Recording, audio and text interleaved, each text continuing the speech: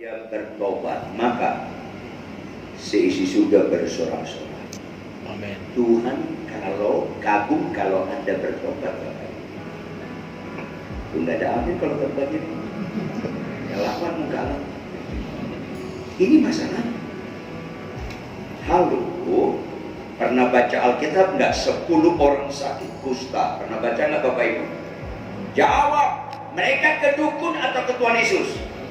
Ke Tuhan Yesus. Jawab, berapa yang percaya Yesus sanggup menyembuhkan mereka? Semua percaya. Berapa yang sembuh? Semua sembuh. Berapa yang membuat Tuhan sukacita? 1. Catat dong baik-baik. Kenapa satu? Karena Tuhan tidak pernah meletakkan sukacitanya di kesembuhan. Ngelawan lagi muka lo kan. Karena kesembuhan sama sekali nggak ada nilai kegagalannya. Kata dokter, pertobatan ada unsur kegagalan. Rendah banget nilai Tuhan kalau diletakkan kekaguman dengan ketidakkekalan. Halo, tetapi yang merupakan pemisah antara kita dan Allah kita adalah segala dosa kita. Mau nggak ibu bertobat? Enggak, teguh dosa. Itu bedanya tanner dengan takut. Begini tanner, pendeta benar fokusnya bagaimana dia bertobat. Pendeta dukun fokusnya bagaimana sembuh. Beda sekali.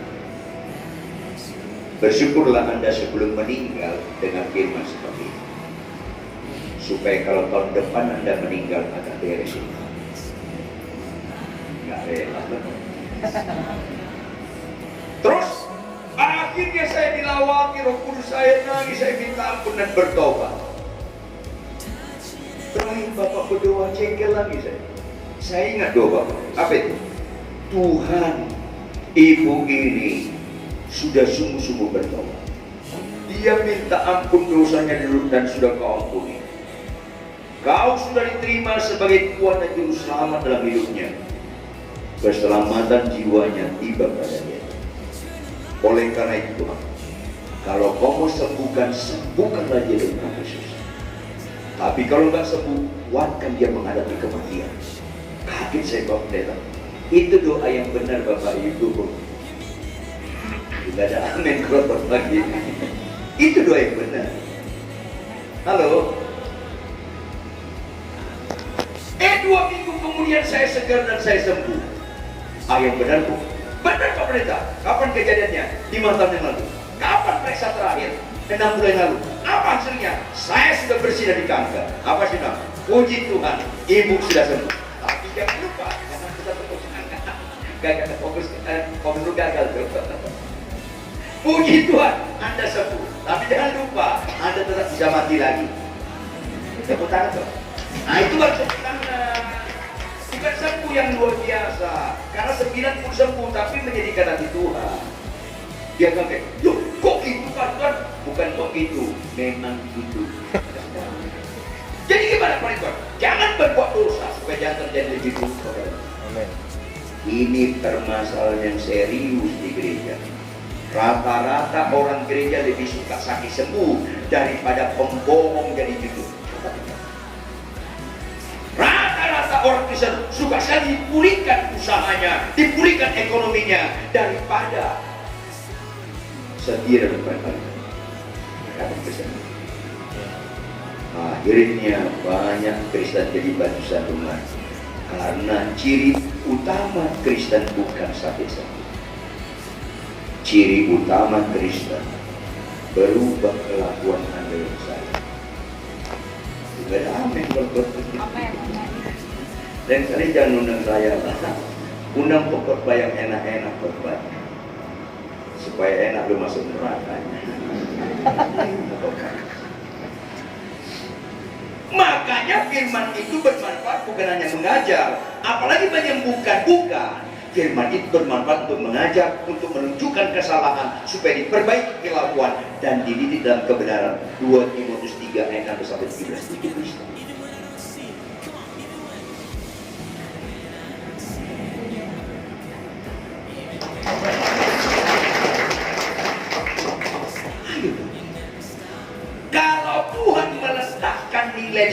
Tuhan, kenapa 10 sembuh, enggak 10-10-nya dia sukacita? Kenapa yang satu? Yang satu bertobat. Mujizat yang paling indah yang Tuhan suka kerjakan dalam diri kita bukan sakit sembuh, tapi kita bertobat. Yang kedua, kata Tuhan pakar bahagia. Orang yang berbahagia bukan sakit sembuh. Orang berbahagia bukan miskin kaya. Orang berbahagia bukan jadi pendeta terkenal. Orang berbahagia bukan khotbahnya bagus. Orang berbahagia adalah orang yang mendengarkan firman Tuhan serta tahu perlu. Itu waras. Kenapa ada pendeta khotbah berapi-api, gemetar-gemetar, tapi bawa mobil orang lain gemetar sama dia? Karena nggak berubah di kelakuannya, nggak berubah di kelakuannya. Makanya jangan lihat rohani saya waktu khotbah pagi. Jangan lihat rohani orang di ruangan ini ketika penyembahan. Orang pemarah, orang penipu, orang suka maki-maki pasangannya, kalau menyembah banyak rohani semua. Yang ada dusta dia. Rohani semua. Ada pendeta cukup terkenal, mobilnya dipepet, dia pepet lagi. Dipepet lagi, dia pepet lagi, pakai alasan kayak rohani supaya dididik dia. Oh, mantep banget. Supaya dididik dia. Lawannya naik motor, luas dia mampus. Di belakang mobilnya ada stiker, tulisannya Yesus Kristus Juru Mudi. Juru Mudi? Sorry, Anda nyambung gak sih? Nyambung gak? Ya nyambung lah, orang Anda yang buat saya maksud. Tahu. Saya gembala jemaat satu jemaat di Pondok Indah. Ada singer saya, latar belakang narapidana, bertobat. Dia dari Indonesia Timur. Suaranya bagus. Asal singer dia gemetar-gemetar. Tuhan, momennya bagus ya suara. Tapi satu kali saya kedapatan dia naik motor lawan arah. Orang lain gemetar sama dia. Yang naik motor ya saya, yang naik motor orang ya saya. Mulai detik ini jangan pernah halalkan dirimu naik motor lawan arah. Ada amin kan? Sudah tahu kan ya? Siapa sakit sembuh? Amin. Mental dukun dulu juntas betul. Mulai detik ini jangan apapun alasanmu jangan naik motor lawan arah karena Roh Kudus itu tertib. Yes. Begitu, stop. Balik. Ini dong. Salah Pak Pendeta. Jangan salah. Balik. Sorry Pak, dekat. Gak ada dekat. Salah itu gak ada dekat. Jauh dekat sama harganya. Dosa antara loh. Balik. Kamu menyedihkan Roh Kudus, melawan Yesus. Marah. Balik Pak. Jangan ngomong gitu dong. Kenapa? Dia buka baju. Dia kasih tunjuk taruhnya salib di dada. Balik Pak, saya cinta Yesus. Ini ada salib di dadaku. Jangan bodoh. Di Bukit Golgota ada 3 kayu salib. Salib yang lu pakai sebelah kiri Yesus. Jangan pura-pura nggak nyambung lah. Lu ketawa nyambung karena gua maksud lu juga kok. Kau kira di rumah lu ada salib besar, kalau lu tetap nanti judi tetap aja salib sebelah kiri Yesus yang lu pakai. Sama salibnya. Vertikal dan horizontal sama. Ini penting sekali Bapak Ibu. Masih keseluruhan. Jangan pura-pura nggak dengar. Kalau menerima Kristus taat, perintah Tuhan itu representatif kesukaan Tuhan.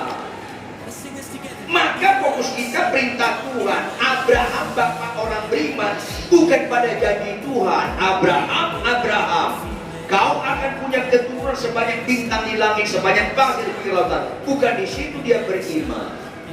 Tetapi setelah itu, apa itu? Ketika dia punya anak namanya Isa, maka Tuhan Allah berkata, Abraham, ya Tuhan, ambil anakmu yang tunggal. Saya dramatis sedikit. Siapa Tuhan? Isa atau Ismail? Ismail juga anak tunggal dari istri Jacob. Dia bukan Jacob. Yang Isa yang kau kasihi. Oke. Kenapa Tuhan? Saya beli dia apartemen di Puri Indah atau di Kuningan? Bukan. Saya beli dia mobil Pajero atau Fortuner? Bukan. Apa tuh? Sembeli dia. Jawab Bapak Ibu, itu perintah saudara. Perintah. God atau manusia biasa? Ada nggak konflik dalam batin dia? Untung dia nggak cerita sama Sarah. Kalau cerita sama Sarah, langkai mayat Tuhan. Ada nggak kira ibu-ibu betul kalau suami Anda nanti pulang atau Anda nanti ngobrol di rumah, Mama, aku dengar suara Tuhan. Apa itu? Anak kita kan 3, ya kenapa? Salah satu kita potong. Haleluya. Lu dengar iblis tuh. Artinya Bapak Ibu, kenapa disebut dia Bapak beriman diamnya? Karena tingkat kesulitan yang paling tinggi bicara ketaatan dialamatkan kepada Abraham. Kalau Tuhan bilang sama saya, Rikuan Huta Barat, Rikon Huta Barat, anak lu kan 2, si Aseng Huta Barat dengan si Amoy Huta Barat.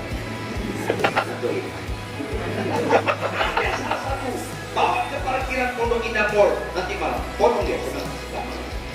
Aku tuh adalah potong. Makanya suara tidak pernah datang ke saya. Dan Rikon Huta Barat sampai aku gak pernah jadi bapak beriman. Bahkan pernah saya cucunya. Iya. Ketaatan yang diberitakan kepada kita tidak ada apa-apanya dibandingkan Abraham. Kalau lu nggak lakukan juga siapa? Kalau lu nggak taat juga siapa lu? Ketika Abraham diperintahkan seperti itu, jawab Bapak Ibu, sudah pernah mendengar Yesus bangkit gak? Belum. Jauh lebih ringan kita. Kita belum mendengar. Sebab dia hidup, lanjut. Jangan hidupmu tetap ada hari esok. Statikonnya Yesus hidup, yang manusia harus dikalahkan. Terimalah dia sebagai Kristus, taatlah. Makanya bagian terakhir, perintah itu gak berat. Masa tunduk kepada suami gak berat? Mengasihi istri gak berat.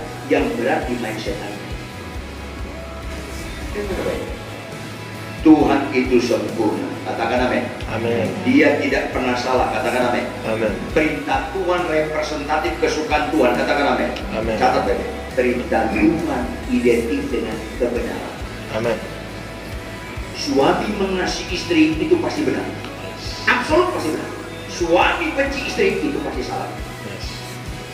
Ayo, militer. Istri tunduk pada suami itu pasti benar. Hormati nilai itu pasti benar. Istri gak mau suami pasti lupa benar. Kalau gak percaya lo, matilah nanti hanya Tuhan Yesus. Pasti benar yang saya bilang. Bumi Tuhan kalau bisa bangkit lagi. Karena rata-rata orang mati dulu baru bisa.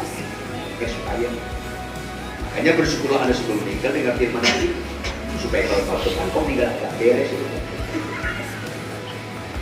Makanya ketaatan itu terhadap kebenaran mana berat? Terakhir, lihat kaki Anda di bawah. Dan lihat saya bukan kaki mana. Tidak. Jujur Bapak Ibu, Anda pakai sepatu enggak? Jujur, Anda pakai sepatu dengan benar enggak? Yang kanan di kanan, yang kiri di kiri enggak? Jawab dengan jujur. Anda pakai sepatu dengan benar, yang kanan di kanan, kiri tetap dengan senang hati ya. Analogi ini Anda harus ngerti, yang benar itu enggak berat. Kalau selesai ibadah, datang ibu-ibu ke saya, mukanya tertekan. Pak Pendeta, bisa waktu sebentar? Ada apa Ibu?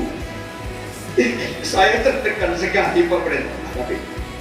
Tadi ke gereja, aku mau pakai sepatu kanan ke kiri. Ya kiri kanan, ditegur suamiku. Aku marah, aku nggak mau pakai sepatu kanan. Aku jadi disuruh dua. Akhirnya aku pakai kanan di kanan, kiri di kiri. Dia tertekan, lalu saya mati saya. Biarkan berdua. Kalau jatuh bebek, kalau kau tertekan tunduk pada suami, kalau kau tertekan mengasihi istri sampai mati, itu masih gagal. Dan pura-pura kali jangan pura-pura kali. Sakit sembuh bukan ukuran iman, taat setia ukuran iman. Terimalah Yesus sebagai Kristus. Selesai ibadah, yuk kita serentak. Ganti, pakai sepatu kanan di kiri, kiri di kanan. Menderita kan? Menderita. Ubah dong mindset kita. Berbohong itu menderita. Mengkhianati perkawinan itu menderita. Yang salah itu menderita. Baru kau selaras dengan Kristus. Makanya mati pun boleh asal taat. Kenapa? Karena nggak taat itu yang menderita. Mati ketaatan nggak menderita. Tidak. Ini mindset harus berubah. Lebih suka kita memberi daripada menerima. Bagi orang yang pelitnya, audzubillah menjalinkan firman ini di Salib namanya. Lalu pulanglah dari tempat ini, sebab dia hidup ada hari esok. Dosa sudah dikalahkan. Buktikan kau menerima Kristus, Immanuel, yang memampukan kita berkata, tidak terhadap dosa, berkata iya kepada kita. Itu paling indah dalam berkristenan. Karena itu statement satu-satunya pernyataan aku mengasihi kamu. Itu pernyataan yang berbohong mengatakan kaulah Tuhanku, kaulah Rajaku, kaulah segalanya bagiku. Tidak lain Tuhan selain Tuhan. Bangkit berdiri kita pun